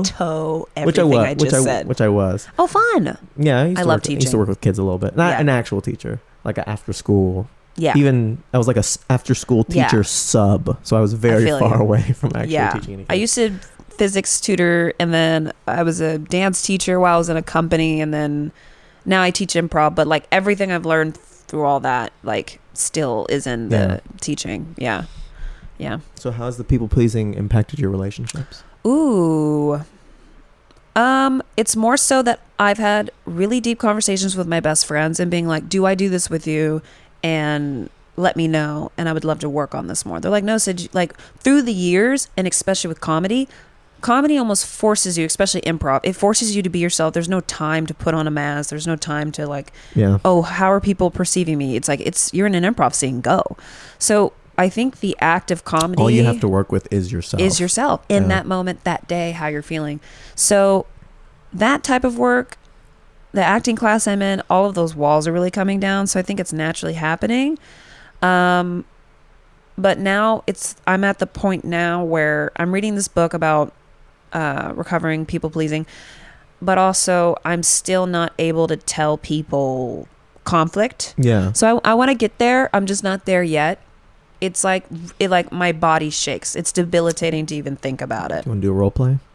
Oh. Do you want to role play a conflict? What's a fake but close conflict that that you could have with me? Okay. But like because it's not real, it's just an improv scene, and I'll just be like, but in improv, I love conflict in improv. Of course. I'm like, fuck you, fucking fuckity fuck. Yeah, fair enough. So yeah, it's not real, so I don't, oh fuck. I'm trying to think of, okay. People on the street. Yeah. Especially men. Jesus Christ. I have so many bags. I can fit a cap in one big bag, and it's heavy as fuck. It's like 50 pounds. And there's a guy always on his phone, and he just doesn't give a fuck, and he's just walking. And I've always just wanted to be like, can you move out of the way? Okay, let's try it. That's such a bad example. Oh my God, stocks. Oh geez. Oh man. Oh, hello, Sydney, Sydney, Australia. I'm coming. I'm on my way. Okay. Yeah. Excuse me, miss. Get out my way. It's my world. Okay, all right. See, I would never say anything. I I think that's normal. I mean, a stranger. Yeah, with strangers, it's hard. And all the things where It's super personal. Of course. It's hard. I was getting tacos at a food truck down the street, and this homeless. But that whole character is funny. Sorry, tacos.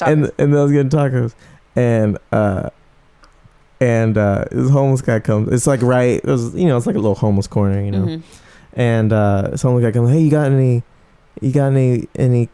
Can I get something? And I was like, oh, I don't got anything. And he was like, you're getting food at the food truck. They don't really take cards. Just give me some of your change. Oh, and I was like, that's so awkward. I was like, okay. Yikes. I just actually never have cash. But at a food truck, I always have cash, and I always lie like an American. Yeah. And then I was like, fuck. And then I'm like, fine, I'll give you some money. Right. Which I give money to homeless people sometimes, but like when I'm cornered, I feel it's obviously. Hard. And then I'm sitting there waiting, and he's also like, hey, I also got a truck. You want to buy this truck? I got like a white teddy bear. You want to buy this white? I'm like, God damn it, dude. I'm already giving you money, man. Right, yeah. Like you're already stealing money out of it. You're putting me in an awkward social situation where I'm not prepared to say no. So like you're going to get money out of me. We're already living in New York. Like I don't have much to give you. Yeah. Like you want to see my bank account? Yeah. Like we're both probably a couple $100s off of each other. Like it's not giving what you think it's giving. Yeah. Like I have the couple dollars cash, and that's why I'm at said food cart versus a fancy restaurant. But yeah, with people pleasing. About dating. Oh yeah, I don't. I just don't. You don't date? Mm-mm. I'm ace. I don't do anything. What does ace mean? Asexual. Oh really? Yeah. What? Yeah. Look at you. Yeah. Wow. What's that about? Literally nothing. Yeah. Literally nothing. It's not about anything, dude. That's kind of the whole point. Yeah. It's kind of accepting the nothing and being okay with that. And then if something if something comes up to where you do have some type of feeling, it's like acknowledging that, doing something about it, and then going back to truly like not being like having libido or wanting to do anything. About romance? Mm-mm. You don't want romance neither? Not right now. Is that something that you have had and have enjoyed and would like again, but maybe then was not the time? Or like it's just like that's not really... It's just not a part of my life. That's crazy. I truly don't date. Haven't been on a date. That's wild. Yeah. I haven't been on a date in like 10 years. So what do you do when people flirt? Can you identify flirting? No. Sometimes I do when it's like very overt. Or they'll be like, yo, I got a crush on you. And you're just like, okay. I let it go. I don't really interact with people that much in that way. Like I'm not like out here like, hey, how's it going? Like at a club or something. Like I'm truly like at work, at a show, like working on said show. Everything I do is for comedy. Like when I have free time, I'm going to go see the friends that I have not been able to see because of comedy. So I don't really make space or time for it. Yeah. But if if you, as a non-ace person, it's like, it just kind of happens. You're working, you're doing this, and then you're improvising, and then it's like, right. Ooh, yeah. How you doing though? It's like it just happens. I think for other people, for sure. Yeah. For me, I'm truly or it happens to you. It's like, hey, what's up? Yeah. So I do did get great that out there. Yeah, like every once in a while, and I'm just like, thanks, and then I don't give those vibes back, and you can tell they're like, you goofy, and then just like walk away. I don't really accept That's it. all the black dudes making fun of you. It's like, man, if you're not into me, you just a goofy. Like, you ain't really man, you too tall. you too goofy. You too tall. Like people don't really mess with me that way. Yeah. I don't really give off the vibe that I'm wanting you to mess with me. So yeah, I don't. It's just not a part of my life. But I would like for it to maybe one day be. I am. Okay, I just got my health insurance back. Woo! So like I want to develop that in therapy. Okay. But you think now I'm just reading. Do you think it's a therapy thing? Like you think it's something that maybe you could get to a point where you're open to it in therapy, or do you think it's just like orientation? This is just me, baby. I think this is me right now, and I would love to develop better vocabulary, better understanding of myself through sexuality and just identity, so that when I'm ready to be romantic, I know what I want and I know how to assert myself. Right. So that it's a relationship that I want. Because right now, I don't want anything. Right. So, but if I do want something, once again, it's that debilitating, like, right. I don't want to do anything. So you have had romantic feelings, but when you do, you're like, I don't even know how to navigate this. I don't know how to get what I want. I don't know what I want. I don't know what you want. I know I'm going to want to give it all. Yeah, and I don't want to touch you. Like, I don't want to touch you. I don't want you to touch me. I don't want you to do anything. I don't want you to be in my DMs. Like, I don't want anything. Hand holding? No. That's not fun? Mm-mm. I literally love not being touched. Yeah. Like, I just saw a video of Drew Barrymore going on her hands and knees and like touching Reese Witherspoon's thigh, and I saw how uncomfortable Reese Witherspoon was with Drew Barrymore being like right in her face, and I'm like, I know that feeling. I just don't like being. So you came in, I hugged you. How was that? Yeah. You like hugging friends? Yeah, I don't mind it. Okay. But like, I'm not going around like, let me hug every person in the world. Yeah. Who's doing that? Yeah, but I'm also like not gonna reject the hug and be like, don't touch me. Like, I'm like, okay, Sydney, social cues, like, please be a nice person. Yeah. Whatever. But I also, if I don't want to hug someone, like, I won't. But if I do, like, I will. But that's about it. A hug here and there. Yeah. But I think one day, during the pandemic, what the pandemic showed me is that, I actually don't want to be alone forever. So I got to figure out what that looks like. But until I know what that is and have these feelings, I'm good. Yeah. I guess the alone forever thing, is it like... Because, I mean, even out, like, a relationship gives you a lot of things. Gives you sex if you like sex. Yeah. And sex is good if you like it. Yeah, I heard. Yeah. And then... Guys are having fun. Yeah, it's a good time. It's a good time out there. But then there's also, it gives you companionship. It gives you trust. It gives you intimacy. And I think that those things are... human things that even if there's something about you that's like sexually, even romantically, but like companionship, intimacy, someone knowing you and trusting you and being able to rely on them and potentially even like going through life. Like, I mean, I have a couple of best friends and they live in Texas and like, you know, all my best friends are long distance. Yeah, they're married. Yeah. But we all met at the same time. Mary just got engaged. Yeah. My best friend just got engaged. Yeah. But they're married.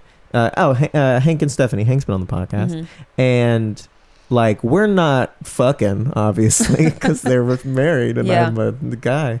But like, whenever we come together, it feels like that's your person. It feels like we're going through different things, but it feels like we're going through it together. It feels like there is like a life connection between us, where it's like we're all in this together. Like, I'm going through this breakup stuff, and I'm calling them, and they're like, and I'm been on the phone with them for 2 hours. I'm like, I'm sorry guys, I'm wasting all. And they're like, dude, no, number one, we're doing life together. This is interesting. We want to hear about it. We love you. We're in this together. You like, I'm coming to Texas. He's like, they're like, come visit. Like, this is what we're here for. They, like, I remember I had a conversation with Hank. He's such a beautiful man. Yeah. And he was like, yo, I was talking about before moving to New York. I'm like, man, it's nerve-wracking, you know, like all the fear of failure, fear of success, all that stuff. And he's like, dude, we respect what you're doing. We think it's great. We think you're funny. Go out there, do it, figure it out. If you fail, fucking come back, stay on. We have a bed for you. Come stay in this bed. I love that.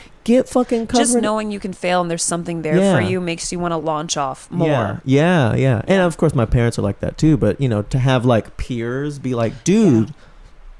This is the real, like, we got you. Like, go, try, come back here, hang out. We would love for you to stay with us for months while you get back on your feet, because then we get to hang out with you for months. Like that. They're like, Sid, go for it. We're here for you. Like, especially when I was first getting into comedy and asked to do like these big time things, my friends had no idea.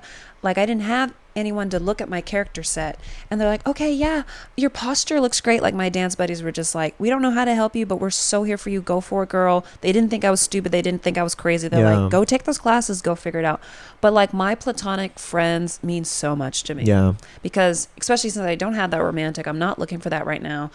My best friends mean so much to me, and I'm there for them. They're there for me. And like, that's all I really need right now. Yeah. Like, me and my BFFs, like, I'm good. I wonder if there's like I mean, there's probably not, but like, I wonder if there's like an ace dating site there are. Where it's like, yeah.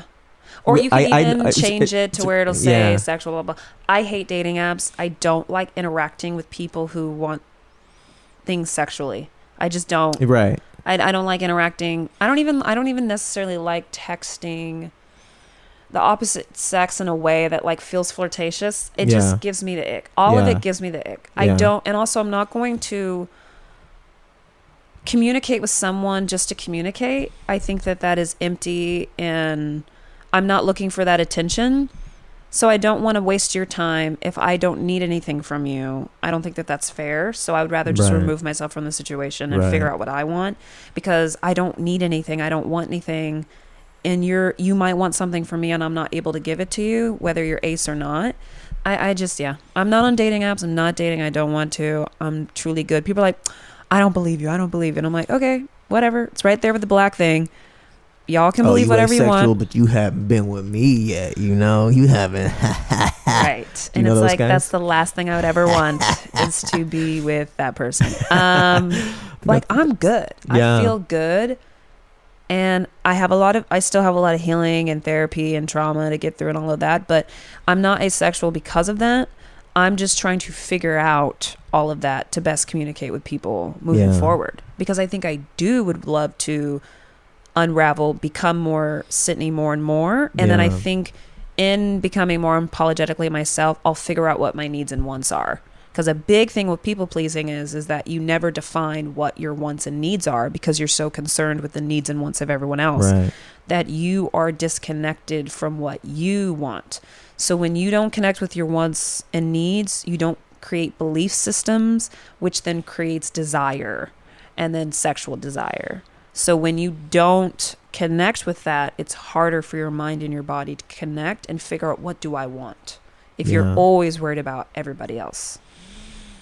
Fascinating. So I think the people pleasing will lead to more realization, and then maybe that in a couple of years I'll be like, okay, let me try these ace and then you'll sites. Look at someone and be like, hey, maybe. Yeah, honestly, I think that would be fun. I think I would be open one day to being like, okay, I'm not gonna vomit if I go on this date, but if someone like wanted to do that tomorrow, I would vomit. I'd be like, I wouldn't vomit because they asked me. I would vomit at like the not wanting to do that.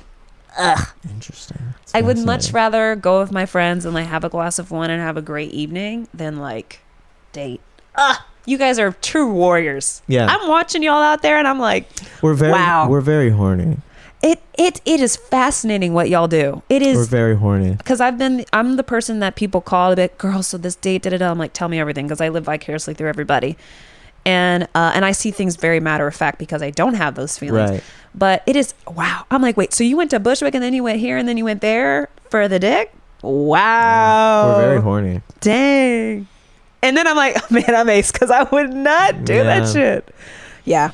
It's like, you know, like with comedy where it's like, you went 50 minutes across town to do a 5-minute spot somewhere. It's like, but I wouldn't do that for a man. I love it.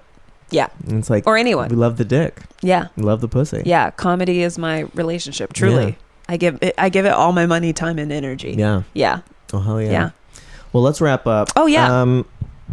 What we do is at the end is just like a little speed round, because it's about giving me advice, because I'm always trying to You need advice. I need advice. And also we just kind of touch on what we've been through and then whatever. So give me some advice on just like New York improv comedy. Oh yeah. My advice is that you're a superstar, especially coming from Amsterdam, and like you have more improv experience than, because a lot of these guys are young. Right. So I honestly think if you want to do more improv, I would go to these jams so that people can get a better sense of you and your comedic sensibilities. And I think you're going to find your tribe that is going to just rock your world, and it's going to be equal to you, and you can just do however much improv you want. But definitely that Tuesday and Friday one for sure, because it's the biggest group of more advanced improvisers. And I think that'll be great.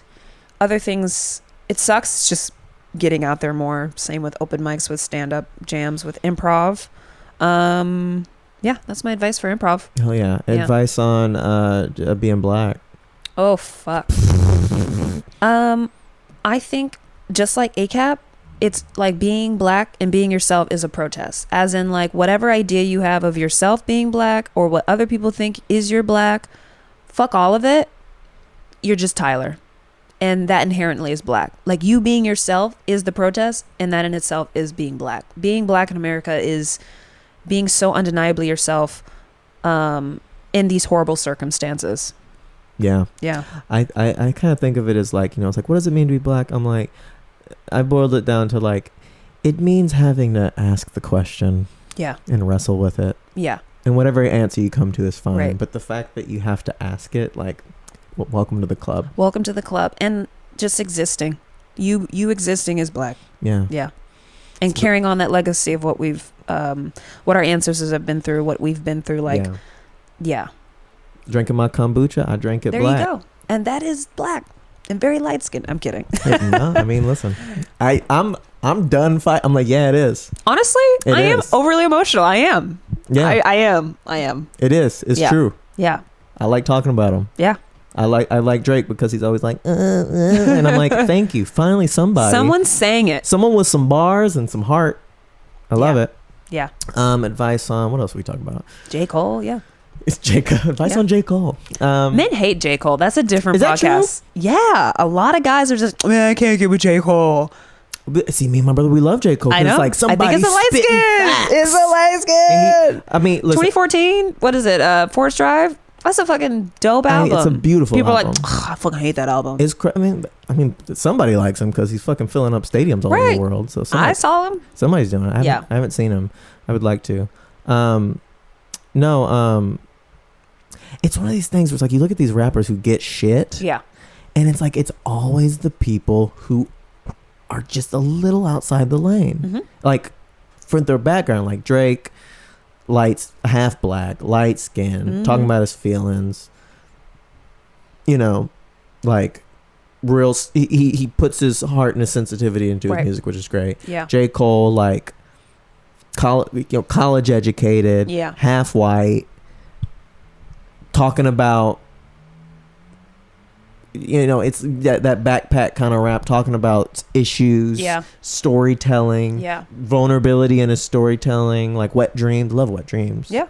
And it's like the song Wet Dreams, and it's like it's when you're outside of, there's the tradition of hip hop, and whenever you're outside of it, man, you damn, that's some goofy shit. Yeah, it's goofy. Kid Cudi. Kanye somehow was able to skirt it even though but not even really, because Pink Polo, everyone was like, oh, he's gay. But also even with Yeezus, like they were like, man, what is this shit? Like he was pushing his own thing, like he was really forcibly doing his own thing, and people critiqued it every step of the way. Yeah. But that's art, I think. Tyler the Creator, all these. Oh yeah, love Tyler. All these people doing different shit. It's just like those are the ones that ain't. And it's like, no, they are. Yeah. Like this art form's expanding to include more people. Yeah. That's a good thing. And it's like anytime someone's different or like they can't comprehend, they're gonna ask, critique, whatever. So then they see a person who like is kind of black in their mind of what they've seen before and doesn't fit. So then, i.e. questions, i.e. critique. Yeah. And then Kendrick comes in, who's great, but like he's like the greatest traditional. Like this feels like. And I know guys, New York guys that can't stand Kendrick Lamar. Really? Yeah. Why? Are they light skinned bitches like me? No, they're just like I'll never forget, I worked at a restaurant and they were like, hey Sid, Kendrick Lamar's in the restaurant. It was a really fancy restaurant, and I was like, oh my god. And then he would just point to the trash can and I'd be like, that's ridiculous. Yeah. That's just ridiculous. To this day he'll still message me and go like whatever, if Kendrick Lamar releases something, he'll release the photo next to trash. Yeah. What's this is the premise of the joke that I'm still working on. Oh yeah. And we can also, I don't know, we can cut it if you want. What's the what do you think the difference is between like New York blacks and Texas blacks? Because I feel there's something, I haven't been able to put my finger on it. You've been here longer than I have. Yeah. What do you see? I think what I see, especially working in restaurants and being outside of comedy, is that New York blacks, their ancestors are Southern blacks, but also Caribbean, African, like straight out of Africa. It's diaspora. Am I saying that word right? I always say it wrong. There is a bigger diaspora of what exactly is black. There's more umbrellas within that. So like how they say the N-word is different up here, how they interact with that word, how they interact with racism, how they have racism within themselves. They have a lot of colorism, Caribbean versus black versus African. Those historically speaking, there's some Africans that don't like African Americans. There's some African Americans that are racist towards X, Y, and Z. And then you also have Black Hispanic people who have colorism within their own community and are coming from south of the border that also have their own colonialism, colonization, and the way that they view their blackness as well. So all of that is a huge mixing pot of a lot. There's a lot of colorism. There's a lot of racism interjecting that I think is because, well, we're all Black, so it's all cool to say this because we're all people of color. And like, we'll acknowledge that we're all Black, but that doesn't mean that I'm not going to say how I really feel about your color, your look, your whatever. Yeah. But in the Black South, there is a knowledge and a history and less of a diaspora of like where we all know we came from slavery. Yeah. We are inherently more connected to coming from the same boat, really. Like the boat as in like all of our ancestors have the same trajectory and journey. So if we see a light-skinned person or a darker shade, whatever, we're understanding that. I think there's less jokes and more, well, there's jokes, but there's less offensive jokes. It's like, man, you light skinned, blah blah blah blah blah, but I'm saying it lovingly, right? Versus up here it's not. I think we understand the history of our color in the South and we are at terms with it, so now we're just making fun of, like, everybody in the South, you could see someone lighter than us and way darker than us and we all know we Black. Okay, hey, we'll see everybody at the cookout. I mean, with cousins, I have cousins lighter than me and darker than me. Like, but we're all in the same family because we're looking at grandma right now. Yeah. Like, we know we are seeing where it's coming from. So I think the difference is, I have no idea where the joke is, that we know versus there's more nuance up here because it's such a melting pot. Yeah. They have a melting pot. We have a cookout. I don't know. Very interesting. I don't know where the joke is. I don't know either. This is research. Yeah. This is the research phase. But I think it's interesting. Every single person I ask gives a different answer. Interesting. It's fascinating. I would love to know other people's answers on that, because I'm also saying that in the lens of being I have pretty privilege. I have light skin privilege. I'm seeing it from that lens, so I understand that it's like, girl, that's not how it is at all. I have like a New Yorker girl right here being like, girl, shut the fuck up. but that is the fucking whole point, is like, we have different perspectives. Yeah. So then when you come at me so sharply saying that I'm not Black, even though I just said I was, can you understand where I'm coming from? Since you're so bold to come up to me and say that, like, yeah. And then I remember someone was like, but it's a good thing you're so light, right? And I just was like, oh, I don't have the time. Yeah, it is. Yeah. That's the thing. I gotta go listen to Drake. That's the thing I would love to joke about. It's like, but it's better being light. It's like, yeah. Kind of is. I don't love it. I'm not happy. I'm not. I don't know how I grew up and how I was bullied, and the stories of my mom as well. Like, you were. I don't know where I grew up. You were bullied if you were too light. You were bullied if you were too dark. Like, we were all getting. I'm not saying it's the same, because it's not. Because I do understand my privilege, and some light skinned people are like, no, it's all the same. Like, I get made fun of. She gets made fun of. There's more happening. I'm not happier to be more light at all. I'm more so acknowledging that, like, I was bullied as well, but I understand that everything will be inherently better in my experience because of it, because of the privilege. But I'm not saying that I am benefiting from the bullying. Sure. Yeah.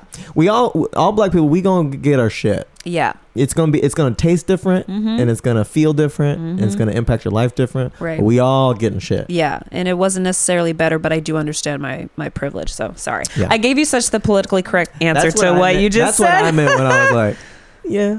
Yeah. Yeah. It's kind of better. Yeah. There's the hard parts too of, Yeah. We're like rich kids who are like, it's hard having everything you fucking need, man. Exactly. Do you know how hard it is?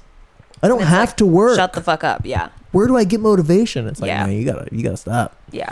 What are you gonna do? But this whole podcast has been, we have too much money, man. And that's fine. Yeah. That's fine too. I think as long as you're like, it's like nepotism kids and rich kids. It's like, just acknowledge that you're rich and have fun. Yeah. Whatever. Yeah. Like, we're not angry that you are XYZ. Good for you. Like, that's awesome. I'm actually happy for you that you're having you're getting to have these opportunities, just acknowledge it and then go have fun. Yeah. But acknowledge it first. Yeah. And then lastly, what's the advice for me on how to beat you? Oh, beat me. Yeah, like as to, because you got to be in these streets more. I got to be in the streets more. I think be less horny. I think that's how you win. I think that's why also listen, if I was easier for me to donate so much of my time and energy. That's fascinating. Because I'm not. You're like, I don't need. I mean, don't. it's a big brain split where I'm like, I could go out and try to do a mic or a thing tonight, or I could try to get some pussy tonight, and it's. Yeah, and I would go to the mic. You can't choose both. I know. Yeah. It's not even an option for you. Yeah. Yeah. Like there is nothing that's gonna get in my way if like someone needs me on a show or I need to work out something or I need to write something. Like, absolutely not. A man? If I was less horny, I would probably do more mics and shows. Yeah, but I would have nothing to say at those mics and shows. I'd be like, my dick is numb. Yeah. What am I here to talk about? I think that's how you beat. Yeah. But also, I get that because if all you do is comedy, then it's not going to be fresh. And I think my comedy is also better when I'm more rested and I'm having a fun time. More balance. Yeah, more balance. Yeah. Better comedy. What do you want people to know about you? Hey. What's coming up? April 29th, ACAB, Please. Angry, Black, and Colored. What was it? Angry, Colored, and Black. I'm kidding.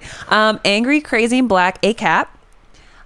It's my one-woman show. It'll be at Union Hall, April 29th, 10 p.m. Tickets are $10. Come have fun. Yeah, I hope this comes out. Yeah, please. Then. Yeah. Nice. Wouldn't that be good of me to do? That would be so amazing. We ticket sales are always such a stress. It's like, but it's like once you sell the tickets and then you hope people have a nice time. And then when it all works out, you're like, whew. But before then, yeah. Okay. Socials? What was I telling you guys? Socials, IG, Sydney Duncan on them. So Sydney Duncan, Duncan on because I'm tall, I'm dunking on them. Should have done basketball. And that's the same for IG and TikTok. I don't really tweet unless you love Beyonce. All I tweet is Beyonce. I'm a super fan. Yeah, that's what I'm doing. Thanks for being here, Sid. Thanks for having me. Yay. Bye. Bye-bye. Bye.